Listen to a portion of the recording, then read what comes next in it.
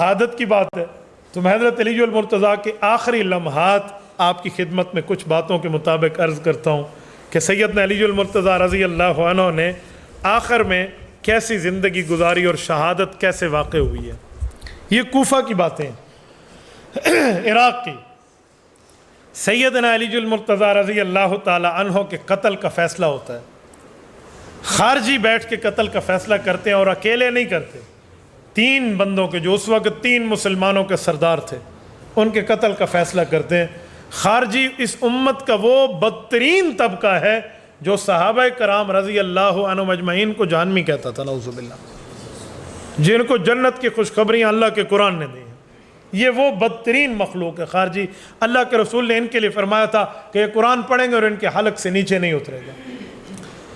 ان بے ایمانوں نے بیٹھ کے 3 بندوں نے آپس میں مشورہ کیا اور مکہ مکرمہ میں مشورہ کیا کہ ایک علی ہے، ایک اس وقت ایک معاویہ ہے اور ایک عمرو بن عاص ہے رضی اللہ عنہ، یہ تینوں کا بڑا نام ہے، تو ان تینوں کو مارنے کے لیے کون کون تیار ہے؟ تو 3 بندوں نے اکٹھا بیٹھ کر یہ فیصلہ کیا کہ ہم مارنے کے لیے تیار ہیں، اب بات کریں، بات ہے کیا؟ عامر بن بکیر تمیمی نے کہا میں عمرو بن عاص کو قتل کروں گا، یہ بے ایمان خارجی ہے۔ برق ابن عبداللہ تمیمی یہ کہنے لگا میں معاویہ بن ابی سفیان کو ماروں گا۔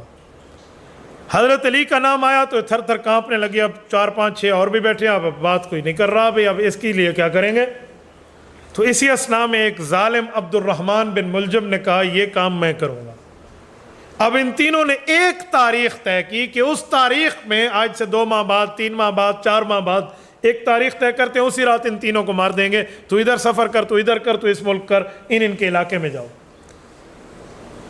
تو ان تینوں نے 17 رمضان 18 رمضان طے کر کے سفر شروع کر لیا۔ ان میں یہ ملعون عبد الرحمن بن ملجم اپنے شکار کو، نعوذ باللہ، حضرت علی المرتضیٰ کو جو شکار نعوذ باللہ کرنے آ رہا ہے، یہ ان کے شہادت کے منصوبے میں بظاہر کامیاب ہوا ہے۔ حقیقت تو کامیاب نہیں ہے، جہنم اس نے خریدی ہے، ظاہراً کامیاب ہوا ہے کہ اس نے حضرت علی کو شہید کیا ہے۔ باقی 2 بزرگوں کو جو اس تاریخ پر حملہ ہوا تھا، جس تاریخ پر حضرت علی پہ ہوا ہے، ان دونوں کا بچاؤ ہو گیا۔ بچاؤ یوں ہوا کہ حضرت معاویہ بن ابی سفیان زخمی ہوئے، لیکن حضرت معاویہ کے ساتھ چلنے والوں نے اس بندے کو، برق ابن عبداللہ تمیمی کو پکڑ لیا، اور جو اس کا حشر نشر ہوا ہے پھر وہ دنیا جانتی ہے، اور اس سے اگلوایا کہ تو آیا کیسے ہے؟ پھر وہ طوطے کی طرح بول اٹھا کہ ہم یوں یوں یوں یوں آئے ہیں۔ پھر حضرت علی المرتضیٰ کے ان دشمنوں خارجیوں کو جو حضرت معاویہ نے 2 ہاتھ کیے ہیں، وہ بھی ایک تاریخ کا حصہ ہے۔ حضرت عمرو بن عاص اس رات اتفاق سے بیمار تھے، وہ صبح نماز پڑھانے تشریف ہی نہیں لائے، تو جو ان کی جگہ پہ بندہ نائب بن کے آیا وہ شہید ہو گیا تھا۔ حضرت علی کا یہی ہوا، یہ کوفہ پہنچا۔ اچھا، یہ عبد الرحمن بن ملجم، یہ ملجم کا بیٹا ہے، یہ اکیلا نہیں ہے، اس کے کئی بھائی ہیں۔ اس کے ایک بھائی کا نام ہے خالد بن ملجم۔ یہ ملعون کون ہے؟ جس نے حضرت عثمان کو شہید کیا ہے۔ یہ خالد بن ملجم قاتلین عثمان میں شامل ہے، اور عبد الرحمن بن ملجم چھوٹا بھائی حضرت علی کا قاتل ہے۔ یہ پیغمبر کے دامادوں کا ایک بھائی قاتل حضرت عثمان، اور دوسرے داماد حضرت علی کا قاتل ہے۔ اس سے اندازہ لگائیں کہ دشمن ان کو ایک سمجھتا ہے، تو جو ان کو علیحدہ علیحدہ کرے، میں حیران ہو جاتا ہوں بعض بات۔ تو یہ عبد الرحمن بن ملجم آیا، کوفہ میں رہنے لگا ہے، اٹھنا بیٹھنا شروع کیا ہے، اور تلواریں بنانے کا اس نے کام رکھا ہوا ہے، اور بظاہر خود کو بڑا بہادر اور دلیر، اور ادھر ادھر حضرت علی المرتضیٰ کے پاس یہ آ کر بیٹھتا تو حضرت علی اپنی فراست سے سمجھ گئے کہ اس بندے کی نظریں کچھ اور کہتی ہیں، یار اس بندے نے زندگی گزاری ہے رسول اللہ کے ساتھ جہاد میں، اتنا تجربہ تو ہوتا ہے۔ حضرت علی بھانپ گئے۔ ایک خواص کے مجلس میں حضرت علی نے یہ خدشہ ظاہر کیا کہ مجھے ایک بندے پہ شک ہے، اور نام بھی لے لیا۔ تو ان بندوں میں سے حضرت حسن بھی بیٹھے ہیں، باقی بھی بیٹھے ہیں، انہوں نے تلواریں اٹھائیں کہ ہم ان کا کام تمام کر دیتے ہیں۔ تو حضرت علی نے ایک تاریخی لفظ بولا کہ ابھی تو میرا قاتل نہیں ہے، تو وہ قتل کا مستحق کیسے ہے؟ اللہ اکبر، اللہ، کبھی تو صرف شک ہے، شک کی بنیاد پہ آپ مارتے ہیں، روک دیا۔ حالانکہ کوئی اور ہوتا نا، وہ کہ شک کی بنیاد پہ مار سکو۔ سیدنا علی المرتضیٰ کی ترتیب دیکھیں۔ حضرت علی المرتضیٰ رضی اللہ عنہ، یہ وہ زمانہ ہے جب تہجد پڑھنے مسجد میں تشریف لاتے، اور داڑھی مبارک کو پکڑ کے روتے اور عرض کرتے کہ میرا مولا میرے اعمال بہت کم ہیں، میری آخرت کا سفر بہت لمبا ہے۔ یہ حضرت علی المرتضیٰ کی کسر نفسی ہے، دنیا سے نفرت کی بات ہے، ورنہ اس بندے کے اعمال کم نہیں ہیں جس کو اللہ کے رسول نے فرمایا تھا تو جنت میں میرا پڑوسی ہے۔ یہ اس کو تو گھر الاٹ ہو چکا تھا وہاں، تو دنیا کی طرف اشارہ کر کے کہتے یا دنیا قد اغررتنی قد ابتو کے سلاس، اوے مجھے دنیا تانا دیتی ہے، مجھے دھوکہ دیتی ہے، میں دنیا کی محبت اور دنیا کو 3 طلاق دے کر خود سے جدا کر چکا ہوں۔ اور پھر حضرت علی المرتضیٰ رضی اللہ عنہ وہاں بیٹھ کے اللہ سے دعائیں کرتے۔ یہ حضرت علی کی تہجد میں آنے کی ترتیب تھی۔ سیدنا علی المرتضیٰ رضی اللہ عنہ اکیلے تشریف لاتے تھے، حضرت حسن کی عادت ہوتی ساتھ پیچھے پیچھے ابا جان کے چل کے آتے۔ اس رات ایک عجیب اتفاق ہے، یہ 18 رمضان کو حضرت علی کو ضربت لگی ہے، وار لگا اور 21 کو حضرت علی کی شہادت۔ یہ بندہ اس زمانے کی جو صف تھی نا اس کے اندر چھپا ہوا ہے اپنے 2 ساتھیوں سمیت، تلوار اپنے پاس رکھی ہوئی۔ سیدنا علی المرتضیٰ رضی اللہ عنہ تشریف لائے ہیں اور یہ رمضان المبارک ہے اور حضرت علی المرتضیٰ رضی اللہ عنہ جمعہ کا دن ہے۔ صبح کے وقت نماز سے پہلے تشریف لاتے ہیں مسجد، جامع مسجد کوفہ، وقت کا امیر المؤمنین۔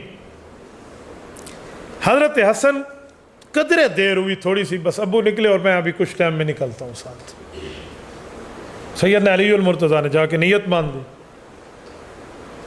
یہ ظالم سمجھتا تھا کہ علی اگر نماز میں نہ ہوا تو میں نہیں بچ پاؤں گا، میں سامنے آؤں گا کیسے؟ اس نے کمر پیچھے وار سوچا اور وہ بھی حالت نماز میں، سجدے میں سیدنا علی المرتضیٰ پہ اس نے وار کیا، اور مارنے کے بعد، قتل کرنے کے بعد اس نے وہ تلوار یوں ہلاتا ہوا آ رہا ہے۔ یہ 14 رمضان کے بعد 14ویں کا چاند ہے نا، 2 4 5 دنوں میں تو چاند ویسے ہی روشن ہوتا ہے، اس روشنی میں چاند کی چاندنی میں لگا ہوا خون اس پہ چمک رہا تھا، وہ لانتی یوں تلواریں ہلاتے ہوئے آ رہا ہے۔